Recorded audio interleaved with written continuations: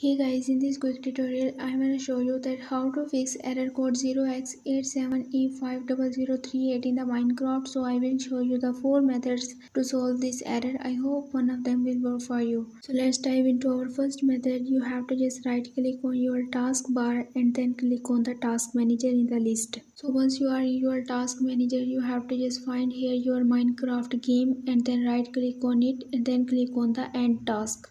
So once you're done, you have to just restart your Minecraft and your problem will be fixed. So now moving to our second method, I just want to show you in some cases it is enough to restart your system one time. So in order to solve this error, you must add this method as well. Moving to our third most effective method, you have to just open your run box by pressing Window plus R at once and then search here for percentage app data percentage and then click OK.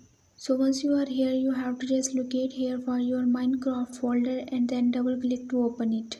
And here you have to just search for options.txt folder and then right click on it and then click on the delete. So once you're done, you have to just again open your unbox by pressing Window plus R at once and this time search here for percentage, temp percentage and then click OK.